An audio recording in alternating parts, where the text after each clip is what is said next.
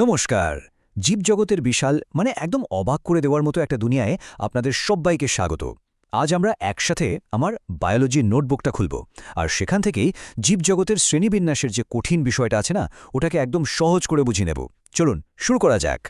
একবার ভাবুন তো, আমাদের চারপাশে কত রকমের গাছপালা, কত রকমের প্রাণী, কোটি কোটি জীব। ভাবলেই তো মাথাটা কেমন ঘুরে যায়, তাই না? এদের প্রত্যেককে আলাদা করে চেনা বা তাদের নাম মনে রাখা, এটা কি আদৌ সম্ভব? প্রায় অসম্ভবই বলা চলে। তাহলে বিজ্ঞানীরা কিভাবে এই বিশাল জীবজগৎকে একটা ছকের মধ্যে আনলেন? উপায়টা কি? আর এখানেই বিজ্ঞানীরা একটা দারুণ বুদ্ধি বের করলেন। তারা কি করলেন? সমস্ত জীবকে তাদের মিল আর অমিলের ওপর ভিত্তি করে কয়েকটা দলে ভাগ করে ফেললেন। এই যে সহজ কিন্তু দারুণ কার্যকর পদ্ধতিটা, একেই আমরা বলি শ্রেণীবিন্যাস বা ক্লাসিফিকেশন। ব্যাপারটা ঠিক যেন একটা লাইব্রেরিতে হাজার হাজার বই বিষয় অনুযায়ী সুন্দর করে সাজিয়ে রাখা, যাতে আপনার পছন্দের বইটা খুঁজে পেতে কোনো অসুবিধাই না হয়। তো এই শ্রেণীবিন্যাসের গল্পের যিনি নায়ক, তিনি হলেন বিজ্ঞানী R.H. হুইটেকার। সালটা ছিল ১৯৬৯। তিনি একটা যুগান্তকারী প্রস্তাব দিলেন। তিনি বললেন, এই কোটি কোটি জীবকে মাত্র ৫টা প্রধান দলে বা রাজ্যে ভাগ করা সম্ভব। আর এই ৫টা দলকেই আমরা আজ পঞ্চরাজ্য বা 5 কিংডমস নামে চিনি। ভাবা যায়, মাত্র ৫টা দলে পুরো জীবজগৎ। বেশ, তাহলে আর অপেক্ষা কিসের?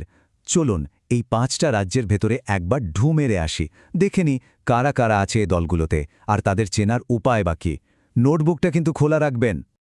আমাদের তালিকার একদম প্রথমে আছে রাজ্য মনেরা। এরা হলো জীবজগতের সবথেকে পুরনো আর সবথেকে সরল সদস্য। এদের সবচেয়ে বড় পরিচয় কি জানেন? এদের কোষে কোনো নিউক্লিয়াস, কোষের যে মস্তিষ্ক, সেটা ঠিকঠাকভাবে গোছানো থাকে না। তাই এদের বলে প্রোক্যারিওটিক, আর এরা সবাই এককোষী।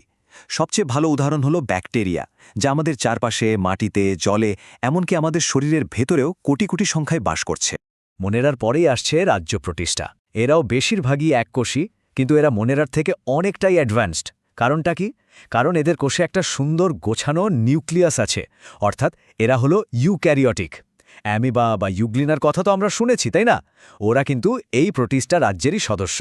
3 নম্বরে আছে ফাঞ্জাই, ছত্রাক জগৎ। এদেরকে বলা যায় প্রকৃতির সবথেকে বড় রিসাইক্লার।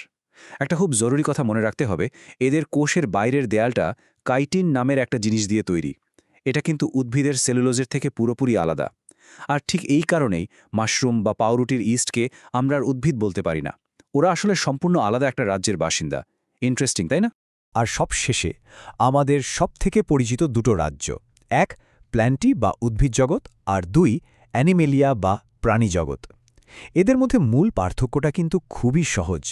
উদ্ভিদরা গাছপালা সূর্যের আলো থেকে নিজেদের খাবার নিজেরাই তৈরি করে ফেলে, আর প্রাণীরা, যার মধ্যে আমরাও পড়ি, তারা কিন্তু খাবারের জন্য শেষ পর্যন্ত ওই গাছপালার উপরই নির্ভর করে। কি সহজ, তাই না? তো এই হলো আমাদের 5টা রাজ্য। মোটামুটি একটা পরিচয় তো হলো, কিন্তু এই শ্রেণীবিন্যাসের ব্যাপারটা আরও ভালো করে বুঝতে গেলে আমাদের যে কোনো একটা রাজ্যের একটু গভীরে যেতে হবে। আর তার জন্য উদ্ভিদ রাজ্যের থেকে ভালো আর কি হতে পারে বলুন?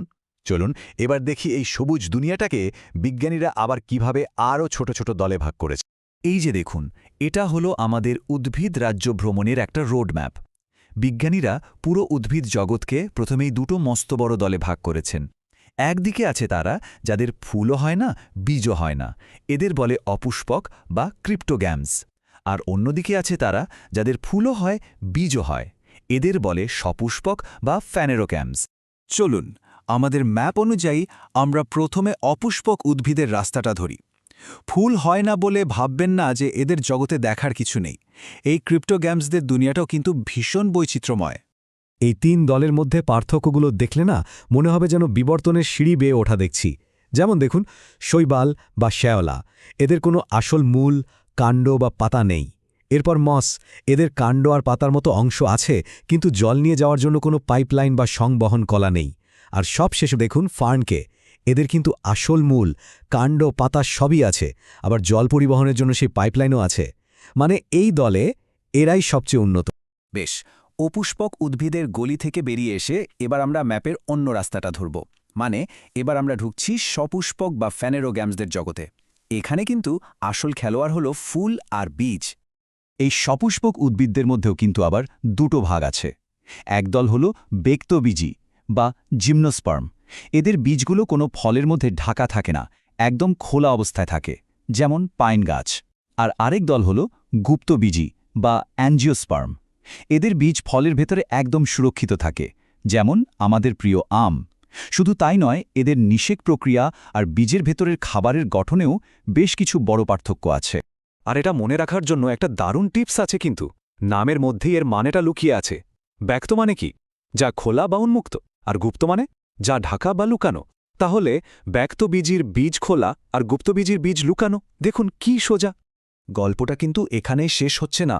এই যে গুপ্তবীজি উদ্ভিদ, মানে যাদের বীজ ফলের ভেতর থাকে, তাদেরও আবার দুটো দল আছে, একবীজপত্রী আর দ্বিবীজপত্রী। এদের চেনারও খুব সহজ উপায় আছে।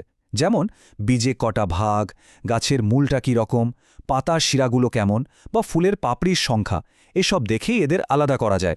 ধান গম হলো একবীজপত্রীর উদাহরণ, আর আম ছোলা হলো দ্বিবীজপত্রী। আর হ্যাঁ, এটাও মনে রাখার জন্য একটা সহজ টিপস আছে। নামের মধ্যেই তো সব বলা আছে। এক মানে একটি বীজপত্র, আর দ্বি মানে দুটি বীজপত্র। একটা দলের বৈশিষ্ট্য মনে রাখলেই অন্যটা তার উল্টো হবে, ব্যাস। বাহ, আমরা কিন্তু দেখতে দেখতে অনেকটা পথ চলে এসেছি। পুরো উদ্ভিদ জগৎটাই প্রায় ঘুরে ফেললাম। চলুন এবার সবকিছুকে এক জায়গায় এনে জীবজগতের এই অসাধারণ মানচিত্রটাকে সম্পূর্ণ করি। এই ম্যাপটা দেখুন একবার, কি সুন্দরভাবে পুরো ব্যাপারটা চোখের সামনে চলে আসছে, তাই না?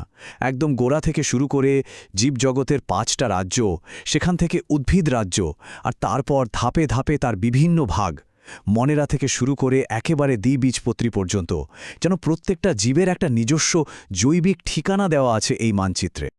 তাহলে আমরা দেখলাম বিজ্ঞানীরা কিভাবে জীবজগতের এই বিশালতাকে একটা সহজ, সুন্দর শৃঙ্খলার মধ্যে বেঁধেছেন। কিন্তু বিজ্ঞান তো কখনো থেমে থাকে না, তাই না? তাই ভাবার বিষয় এটাই যে ভবিষ্যতের নতুন নতুন আবিষ্কারগুলো কি জীবনের এই বিশাল গাছে আরও নতুন কোনো ডালপালা যোগ করবে? কে জানে, সম্ভাবনাটা কিন্তু সত্যি খুব রোমাঞ্চকর।